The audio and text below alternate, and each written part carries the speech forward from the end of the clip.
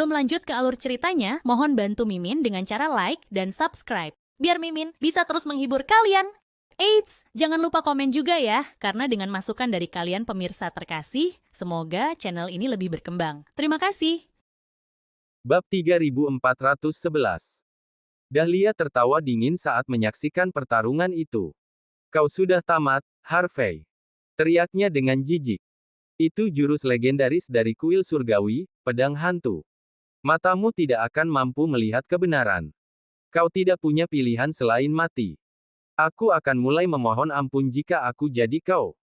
Lagi pula, tidak memalukan untuk berlutut di depan orang yang lebih kuat. Pria sejati tahu kapan harus menyerah. Tentu saja, itu urusan lain jika Tuan Garcia memutuskan akan membunuhmu atau tidak setelah kau berlutut. Semua orang tertawa terbahak-bahak mendengar kata-kata arogan Dahlia.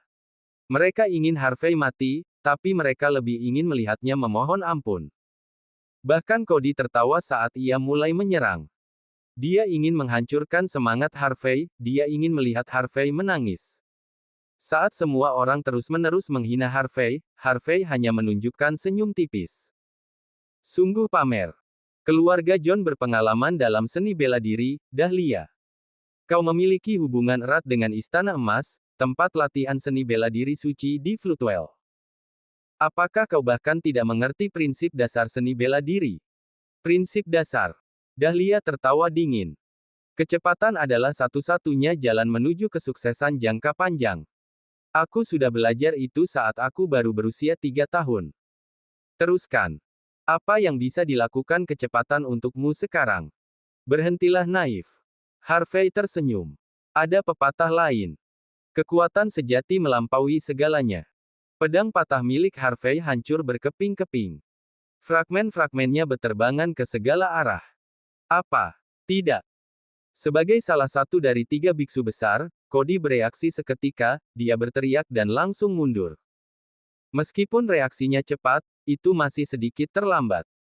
Fragmen yang dikirim Harvey berhasil mengenai semua ilusi yang diciptakan Cody. Hanya tubuh asli Cody yang terlihat berdiri di tengah aula. Salah satu pecahan telah menembus dadanya saat ia masih memegang pisau. Darah menyembur dari tubuhnya tak lama kemudian. Rencana Harvey berhasil. Puff! Tubuh Cody bergetar sebelum jatuh ke tanah, berlutut. Darah menyembur dari mulutnya. Ia menggigil terus-menerus, seolah-olah ia adalah seorang pria tua. Teknik hipnotis telah menguras seluruh energinya. Dia bukan lagi seorang biksu besar, dia hanyalah pria tua yang lumpuh. Cody tidak menjerit, juga tidak berusaha melawan. Dia hanya memegangi dadanya, wajahnya menunjukkan ketidakpercayaan total. Dia belum mati, tapi hampir mati. Dia kalah. Harvey bisa saja memberikan pukulan terakhir kapan saja. Hah! Semua orang sangat terkejut melihat kejadian itu, seolah ayah mereka sendiri tumbang di depan mereka. Mereka sangat percaya pada Cody. Namun kepercayaan mereka kalah oleh orang rendahan dari negara H. Orang-orang India tidak tahu harus bereaksi seperti apa. Rahang Dahlia pun terbuka lebar. Dia tidak menyangka Harvey bisa membalikkan keadaan dan mengalahkan Cody padahal nyawanya sendiri sudah hampir habis. Bab 3412. Cepat. Lindungi Tuan Garcia. Jangan biarkan orang itu membunuhnya. Seorang pria India menggigil sebelum sadar kembali. Ia mengangkat pedangnya dan berdiri di depan Cody. Yang lainnya mengikuti, berusaha menghentikan Harvey melakukan apapun. Namun Harvey sama sekali mengabaikan pria India yang tampak garang itu dan menatap Cody dengan tenang. Jika hanya semua itu yang bisa kau tunjukkan dari ilmu mistismu, sepertinya kau tidak akan mendapatkan apa yang kau inginkan hari ini. Cody mendongakkan kepalanya, seluruh tubuhnya masih gemetar, kebencian tampak jelas di wajah tuanya yang pucat. Orang India selalu membalas budi. Urusan ini belum selesai. Benar kan? Harvey mengangkat bahu dengan santai. Jadi maksudmu semuanya akan selesai jika aku menghabisi kalian di sini. Wajah orang-orang India itu langsung pucat saat mendengar nada membunuh dari Harvey. Diam-diam, mereka mengutuk Cody dan seluruh keluarganya. Apa-apaan kau masih ingin membalas dendam sekarang? Apa kau sudah gila? Sekarang bukan waktunya membicarakan hal seperti itu. Kita semua akan mati jika kau membuatnya marah lagi. Sayangnya, mereka tidak punya pilihan lain. Mereka pun mengangkat pedang dan senjata api, bersiap bertarung mati-matian melawan Harvey. Bam! Tiba-tiba, terdengar suara keras. Pintu yang terkunci langsung terpental. Serangkaian mobil Land Rover berwarna emas masuk mengikuti. Seseorang dengan penampilan sangat berwibawa keluar dari mobil. Sebelumnya, Cody dipenuhi rasa putus asa. Tapi ketika melihat sosok itu, senyum dingin muncul di wajahnya. Sepertinya kau tidak akan bisa membunuh kami sekarang, Harvey. Kau mungkin harus bayar dengan nyawamu juga. Dahlia menghela napas lega setelah melihat Land Rover emas itu. Ia segera memberi isyarat kepada anak buahnya untuk menyingkir. Tentu saja, Dahlia tahu persis siapa yang datang. Harvey menoleh sekilas dengan tenang. Ia melihat beberapa orang berjubah emas keluar dari mobil. Pedang emas tergantung di pinggang mereka, dan penampilan mereka seperti ksatria zaman kuno. Orang yang memimpin kelompok itu adalah seorang wanita muda dan anggun dengan tatapan arogan. Tingginya sekitar 5 kaki 6 inci, dan tubuhnya dipenuhi perhiasan. Ia berjalan menuju kerumunan, memimpin kelompoknya sepanjang waktu. Ia menyipitkan mata ke arah Harvey sebelum terkekeh. Sangat menarik. Aku tidak tahu orang luar bisa membunuh sesuka hati di Floodwell sekarang. Ini pertama kalinya dalam beberapa tahun aku melihat orang yang begitu sombong. Karena kau sudah di sini, jangan harap bisa pergi lagi. Lagi pula, setiap orang harus membayar atas kesalahan mereka. Ia menilai Harvey lalu menunjukkan ekspresi serius. Jika kau tidak ingin mati sekarang, maka menyerahlah. Harvey menyilangkan tangan. Lalu siapa kau sebenarnya? Carla Myers, dari penegakan hukum Istana Emas. Seru wanita itu dengan sombong. Di Floodwell, kewenangan kami lebih tinggi daripada polisi dalam urusan dunia bawah. Oh, hebat sekali. Tunggu sebentar di sini. Kau bersihkan lantai setelah aku selesai dengan Cody. Pastikan bersih. Harvey tidak perlu tahu dari mana orang-orang itu berasal, atau bagaimana mereka bisa mengklaim wewenang sebesar itu. Yang ia tahu hanyalah mereka datang untuk membela Cody. Bab 3413. Bagi Harvey, tidak ada yang bisa menghentikannya untuk membunuh Cody. Anak Cody, muridnya, dan banyak orang-orangnya telah disingkirkan oleh Harvey. Akan timbul banyak masalah jika situasinya tidak segera ditangani. Harvey tidak punya pilihan. Apa kau ingin mati? Carla menggeram mendengar kata-kata tenang Harvey. Kau gila. Apa kau sadar dengan siapa kau berurusan di sini? Apa kau tahu apa arti Istana Emas? Apa kau tahu siapa Tuan Garcia bagi kami? Kita sedang berada di tengah hari. Kau terlalu sombong. Kami bahkan belum menyelesaikan urusan atas pembunuhan Freddy. Dan sekarang, kau kembali memukuli orang-orang kami. Tidak hanya kau tidak menghormati yang telah mati, tapi kau juga tidak menghormati kami semua. Siapa yang memberimu keberanian seperti itu? Carla menatap tajam Harvey sambil menguliahinya. Atas nama penegakan hukum dari Istana Emas, aku memperingatkanmu. Menyerahlah sekarang dan tunggu kami mengurusmu. Jika kau menolak, jangan salahkan kami atas apa yang akan terjadi selanjutnya. Ada bukti bahwa kau membunuh Freddy. Kau tertangkap basah sekarang. Tidak akan ada yang memprotes walau aku menembakmu di sini. Carla memiringkan kepalanya. Orang-orang di belakangnya menghunus pedang dan mengepung Harvey. Mereka tampak meremehkan, seolah mereka sudah pasti menang. Mereka yakin bisa menginjak-injak Harvey. Harvey menatap Carla dengan penasaran. Dia tidak menyangka wanita dari Golden Palace akan begitu memusuhinya. Dia bahkan tidak ragu untuk mengambil tindakan. Namun dia menyadari sesuatu. Wanita itu tidak tampak seperti berasal dari negara khas sama sekali. Wanita ini jelas berasal dari India, atau setidaknya, memiliki darah keturunan dari sana. Melihat hubungan Harvey dengan orang India, tidak aneh jika dia ingin membunuhnya. Singkatnya, Carla menyalahgunakan kekuasaan demi dendam pribadi. Harvey tersenyum tenang, tapi tatapannya tertuju pada Carla. Tidak seharusnya kau berkata seperti itu. Freddy dibunuh oleh pelayan keluarga John. Itu tidak ada hubungannya denganku. Frankie tahu kebenarannya, tapi dia tetap mencoba menjebakku. Aku hanya melumpuhkannya untuk membela diri. Bukankah itu wajar? Cody membawa hampir 100 orang mengeroyokku. Dia ingin balas dendam, apa yang bisa kulakukan selain bertarung untuk keluar dari kepungan. Jangan katakan bahwa akulah yang mengepung mereka dan memaksa mereka bertarung untuk hidup mereka. Mereka sudah beberapa kali mencoba membunuh dan menjebakku. Tapi penegakan hukum dari Istana Emas tidak menegakkan keadilan untukku, meskipun kalian mengklaim menguasai dunia bawah Floodwell. Sekarang setelah aku berhasil keluar dari kepungan, kau masuk ke sini berpura-pura jadi Kapten Amerika, mengatakan bahwa kau mewakili hukum dan kebenaran. Tidakkah kau pikir itu agak konyol? Bab 3414. Harvey tidak ragu untuk mempermalukan Carla. Ekspresi Carla terus berubah, dia tentu sangat memahami apa yang dikatakan Harvey. Namun, dia memilih untuk mengabaikannya. Aku tidak melihatnya. Lagi pula, kau tidak punya bukti atas ucapanmu. Bentaknya, menatap Harvey dengan dingin. Tidak ada gunanya bicara padaku. Aku bisa melihatmu menyakiti orang, kau mencoba membunuh orang tepat di depan mataku. Tuan Garcia adalah pelayan Istana Emas. Kau tidak hanya merusak reputasi dunia bawah. Tapi kau juga bisa menyebabkan konflik diplomatik dan mencoreng citra negara H. Dari sudut pandang ini, kaulah penjahatnya. Lupakan soal menangkapmu. Pada titik ini, kau pantas ditembak mati.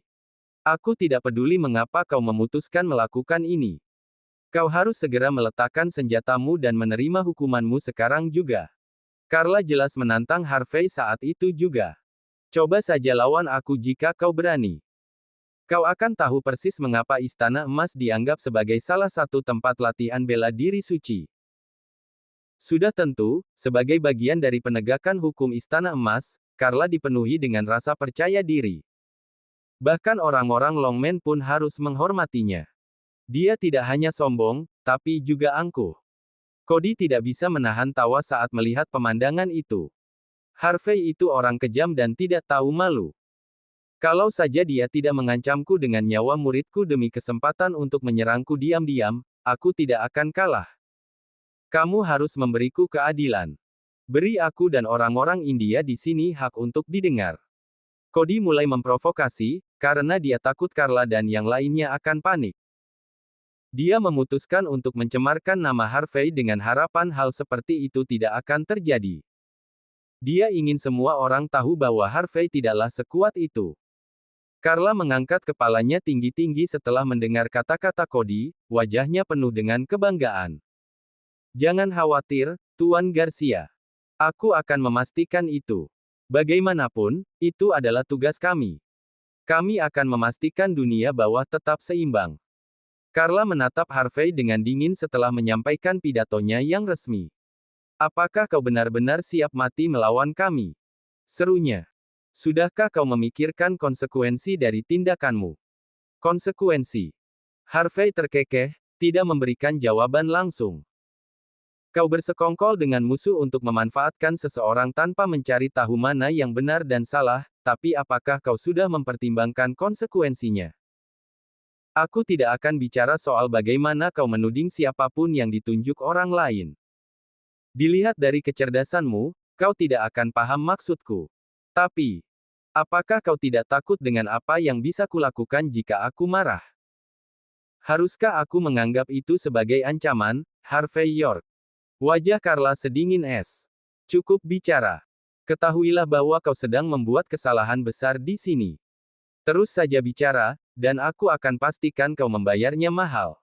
Aku akan menembakmu mati dan kemudian mencambuk mayatmu di tanah. Saat itu, kau akan tahu bahwa Istana Emas bukan tempat yang bisa diremehkan.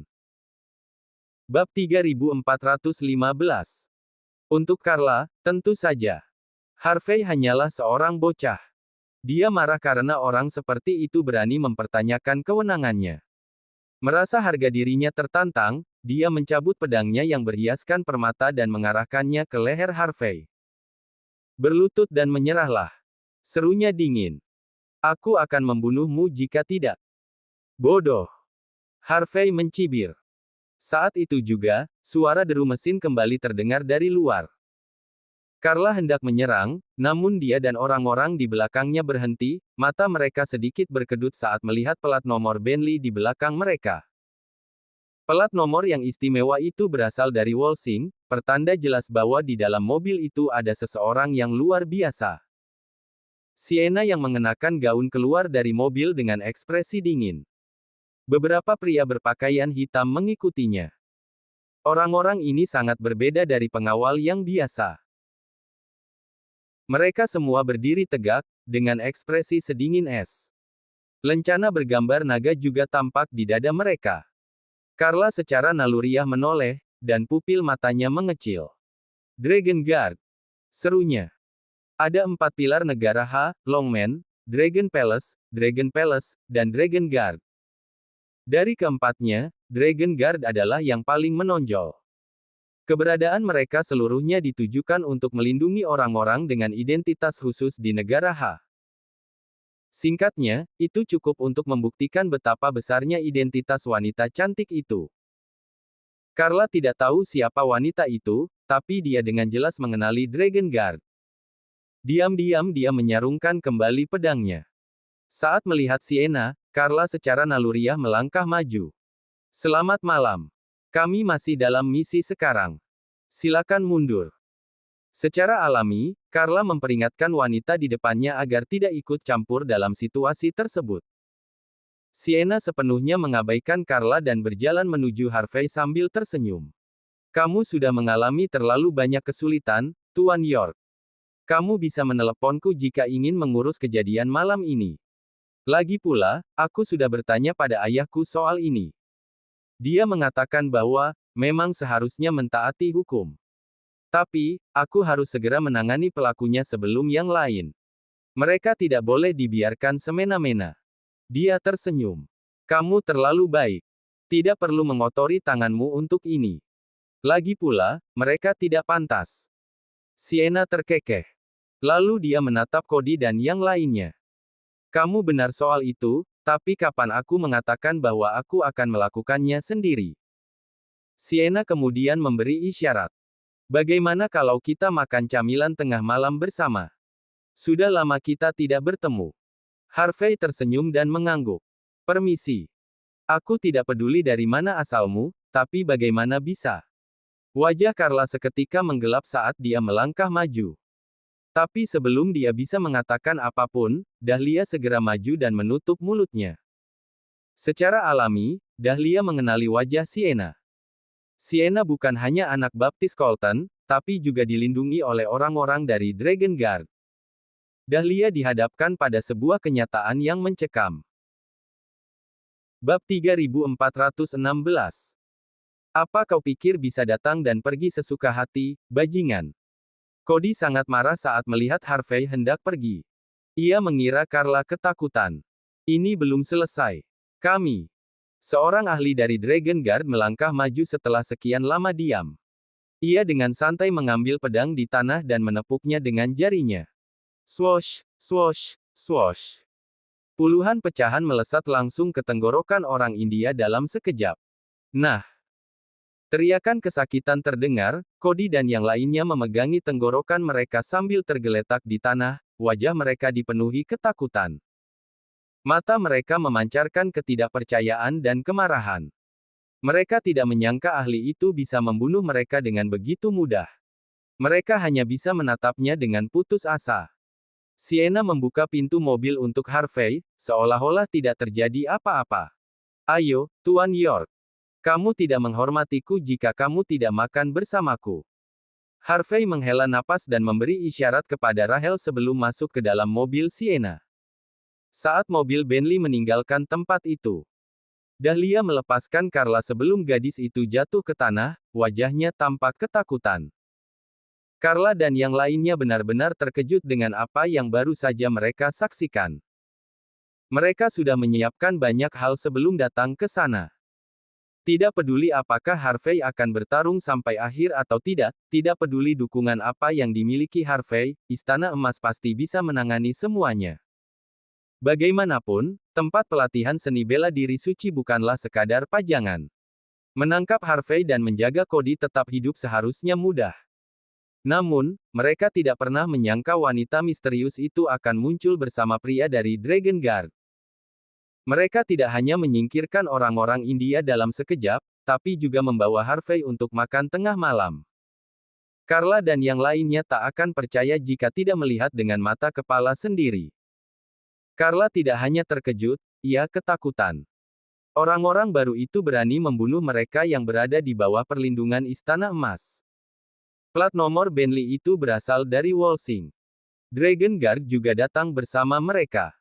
Orang sekuat itu pasti tahu konsekuensi dari tindakannya. Namun, itu juga berarti orang itu sama sekali tidak takut pada Istana Emas. Bajingan itu. Kenapa dia bisa seberuntung itu? Keberuntungannya dengan wanita benar-benar luar biasa. Padahal dia hanya pria simpanan. Carla mengutuk Harvey dalam hati saat mobil Bentley itu benar-benar hilang dari pandangan. Yang tersisa hanyalah tugas membersihkan kekacauan. Setelah makan tengah malam, Harvey pergi sendirian ke kantor polisi dan menyerahkan 39 dan Uren. Ia lalu memberikan kesaksiannya kepada polisi sebelum dengan santai berjalan keluar dari kantor polisi. Bagaimanapun, dia tidak bersalah, tidak ada alasan baginya untuk dipenjara selama 2 hari penuh. Keesokan harinya, Harvey datang ke rumah sakit dan membawakan makanan dan minuman untuk Mandy, seolah-olah tidak terjadi apa-apa. Mandy menatapnya dengan tatapan aneh, namun tidak menanyakan apapun. Dia tahu Harvey sedang melindunginya. Setelah mengobrol singkat, mereka menyalakan TV di ruang rawat. Layar menayangkan berita. Hari ini, tahap kedua properti di distrik baru Floodwell oleh tuan muda ke-13 dari keluarga Bauer, Joseph Bauer, telah ditutup sepenuhnya. Pemesanan awal akan dibuka besok. Bab 3417. Distrik baru Floodwell adalah langkah besar pertama untuk aliansi tuan muda Bauer. Dapat dikatakan, distrik ini memiliki gunung suci dan danau suci di sekitarnya. Tidak hanya pemandangannya luar biasa, tapi lokasinya juga sangat strategis. Seorang ahli geomansi mengatakan bahwa siapapun yang tinggal di sana pasti sangat berbakat. Tuan muda Bauer menciptakan distrik baru untuk kalangan bangsawan, mungkin ini bahkan properti terbaik pertama di wilayah barat laut negara H. 9.999 rumah akan dijual. Itu semua yang tersisa dari properti distrik tersebut. Karena rumah ini bukan untuk investasi, tuan muda Bauer akan menjual tahap kedua properti ini dengan harga rendah besok pagi. Harga awalnya adalah $21.000 per 10 kaki persegi, tapi sekarang telah diturunkan menjadi $14.000. Para reporter di layar tampak sangat bersemangat. Jelas, mereka sudah dibeli oleh Joseph. Jika bukan karena itu, mereka tidak akan begitu antusias. Tidak lama kemudian, distrik baru Floodwell ditampilkan. Pemandangan Gunung Suci dan Danau Suci sangat indah. Ada bangunan generasi keempat, jalanan komersial penuh merek-merek mewah, dan peralatan berteknologi tinggi.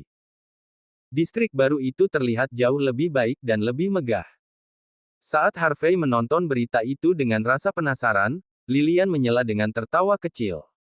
Apa kau iri? Itu langkah besar dari tuan muda Bauer. Dia sudah memberitahuku tentang ini sebelumnya. Dia berencana menjadikan distrik ini sebagai penghasil sutra terbaik di wilayah barat laut. Dia ingin semua orang kaya tinggal di sana. Gedung itu memiliki 99 lantai. Dengan itu, akan ada total 9.999 rumah. Kau butuh setidaknya $1,5 juta untuk membeli satu unit. Orang-orang yang tinggal di sana semuanya akan menjadi orang kuat dan kaya.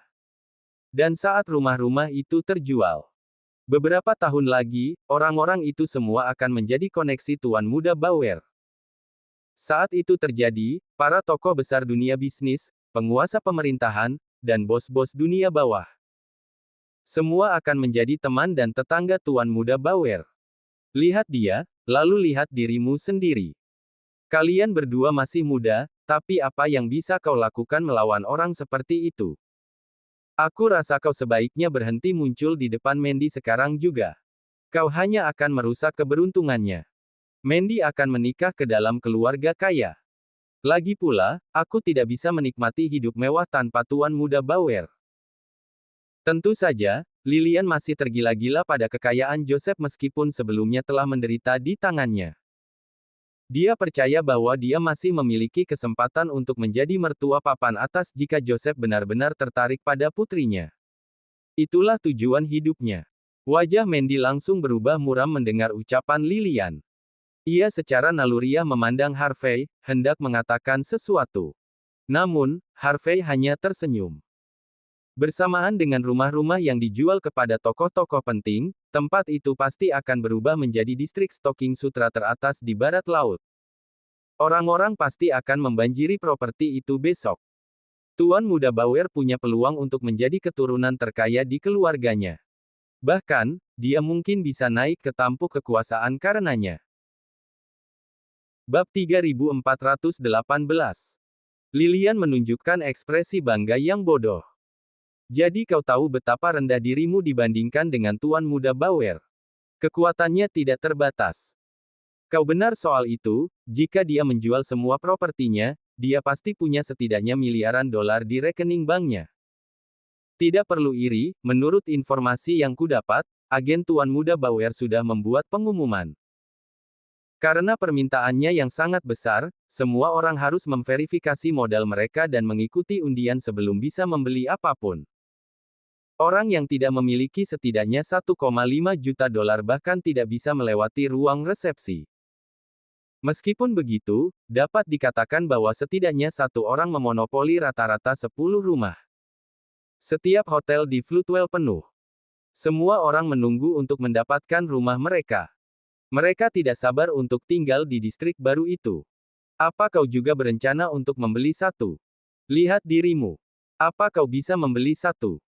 Kalaupun bisa, kau pikir kau cukup pantas untuk tinggal di sana. Wajah Lilian dipenuhi dengan rasa jijik. Ia memang sejak awal sudah memihak terhadap Joseph. Ia keras kepala memegang anggapan bahwa Harvey adalah orang jahat yang merusak kesempatan Mandy untuk bersama Joseph. Harvey berdiri dengan senyum tipis. Karena kau sangat antusias terhadap tempat itu. Bagaimana kalau aku pergi dan mengambil satu untukmu besok? Aku akan memberikannya padamu secara gratis asalkan kau mau tinggal di sana. Lilian awalnya berencana untuk terus mengejek Harvey, namun ia terdiam sejenak saat mendengar perkataan Harvey, sebelum akhirnya cepat-cepat berdiri. Apa kau dengar itu, Mandy? Bajingan ini mengatakan bahwa dia akan membelikannya untukku. Teriaknya. Aku ingin lihat rumah seperti apa yang akan kau belikan untukku. Kau lebih baik tidak mengatakannya jika kau tidak cukup beruntung mendapatkannya. Kalau begitu, beli saja jatah orang lain. Jangan khawatir. Aku tidak perlu ikut undian besok. Kata Harvey dengan tenang. Istirahat saja hari ini, Mandy. Biarkan aku meminjam Cynthia juga. Sudah lama sejak dia terakhir bertindak sebagai CEO. Sudah saatnya dia melihat dunia bisnis. Harvey keluar dari ruang perawatan dan menekan nomor di ponselnya. Halo, Putri Wright. Aku sangat menyukai 10 rumah yang kamu berikan padaku sebelumnya. Aku dengar sekitar 100 rumah dijual kepada tokoh-tokoh penting Walsing pada tahap pertama. Bisa bantu aku sebentar? Katakan pada mereka aku akan membeli rumah-rumah itu dengan harga 2 kali lipat. Aku mau rumahnya sekarang. Harvey kemudian menekan nomor lain. Kaiden. Kirim orang-orangmu untuk menggali kuburan. Kita akan mengirim tamu-tamu India tercinta kita ke rumah yang lain. Keesokan harinya. Seluruh barat laut negara gempar selama penjualan distrik baru Floodwell. Bukan hanya tokoh-tokoh penting dari barat laut yang membeli rumah. Bahkan keluarga kaya dari Mordu, Walsing, Las Vegas, dan Hong Kong juga ikut bergerak.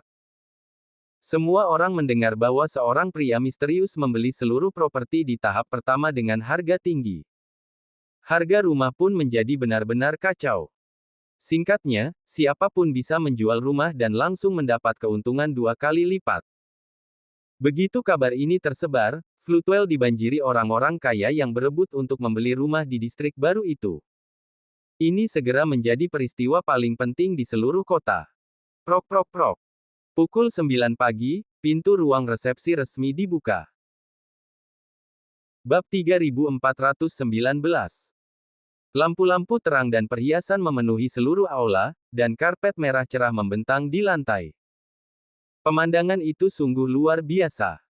Di kedua sisi aula, gadis-gadis berpakaian kelinci terlihat mondar-mandir menghibur para tamu. Sebuah mobil mewah muncul, dan beberapa orang berpakaian tradisional memasuki aula. Anggota aliansi bisnis Floatwell segera bergabung. Mereka semua adalah para taipan bisnis Floatwell yang sangat terkenal, mereka dianggap sebagai tim paling terpercaya milik Joseph. Tanpa mereka, Joseph tidak akan berada di posisinya saat ini. Kerumunan menjadi heboh saat melihat orang-orang ini memasuki aula. Orang-orang yang datang dari seluruh penjuru barat laut dipenuhi semangat saat menunggu giliran untuk membeli rumah. Semua orang merasa rumah-rumah di sini terlalu murah untuk nilainya. Ketika para anggota bisnis sedang berfoto, pembawa acara cantik dari Floatwell TV berjalan mendekat dan berdiri di atas panggung dengan senyum hangat. Hari ini adalah hari yang penting, teman-teman. Mari kita sambut investor terbesar dalam distrik baru Floatwell dan penyelenggara acara hari ini, Joseph Bauer dari keluarga Bauer, untuk memberikan pidato. Semua orang menatap lorong di belakang mereka dengan penuh semangat. Para sosialita kaya dan selebriti terkenal di internet juga sangat gembira. Keluarga Bauer adalah pemimpin dari 10 keluarga teratas. Joseph adalah keturunan langsung dari ketiga tuan muda, dialah yang memiliki peluang terbesar untuk menjadi kepala keluarga. Joseph, yang sangat berhati-hati selama 6 tahun terakhir, adalah legenda bagi banyak orang. Bahkan ada rumor bahwa Joseph akan mampu membawa keluarganya ke tingkat yang lebih tinggi jika dia naik sebagai pemimpin. Yang paling penting, dia masih lajang. Bisa dibilang, dia adalah pria paling diidamkan di kota. Itulah sebabnya Joseph mampu menarik perhatian begitu banyak orang. Seorang pria dengan setelan putih masuk dengan santai, diikuti oleh sekelompok orang di belakangnya. Wajah tampan Joseph dan posturnya yang tinggi benar-benar memikat hati para wanita di sana. Singkatnya, dia bukan hanya pangeran tampan, dia adalah pangeran tertampan dari semua pangeran tampan. Joseph tersenyum sambil melambaikan tangan kepada kerumunan. Lalu, dia naik ke atas panggung. Para hadirin sekalian, selamat pagi, katanya kepada para orang kaya di hadapannya. Sungguh menyenangkan melihat semua orang datang ke lokasi penjualan distrik baru. Kalian semua pasti sudah tahu tentang pria misterius yang membeli seluruh properti di tahap pertama dengan harga 2 kali lipat, $28.000 per 10 kaki persegi. Saya bisa katakan dengan jujur, bahkan saya tidak tahu siapa orang itu. Namun, ini berarti ada sosok yang sangat kuat tertarik dengan distrik baru Floatwell. Ini juga berarti harga rumah terlalu rendah. Tapi saya adalah orang yang menjunjung reputasi. Karena saya sudah mengatakan rumah-rumah akan dijual seharga $14.000 per 10 kaki persegi, maka saya akan tetap pada janji itu. Silakan, beli sebanyak yang kalian inginkan. Saya jamin, ini adalah harga terbaik yang akan kalian dapatkan. Sebenarnya, Joseph mulai menyesali keputusannya. Dia tidak bisa menemukan orang yang telah membeli semua rumah di tahap pertama tadi malam. Dia sedang mempertimbangkan apakah sebaiknya menaikkan harga atau tidak. Sayangnya, pada titik ini, dia tidak punya pilihan selain tetap pada rencana. Bab 3420. Joseph menyimpan pikirannya untuk diri sendiri dan malah memasang wajah heroik dan berbudi luhur. Karena tidak ada cara lain untuk mendapatkan keuntungan lebih dari penjualan, dia memutuskan untuk menjual semuanya secepat mungkin. Tanpa ragu sedikit pun, Joseph melambaikan tangannya dan tersenyum pada semua orang. Semuanya. Percayalah padaku, harga tanah pasti akan naik dalam 10 tahun ke depan. Tidak mungkin hanya $150.000 untuk 10 kaki persegi, melihat pemandangan yang begitu indah. Nanti akan terlambat jika kalian ingin membeli rumah lagi saat itu.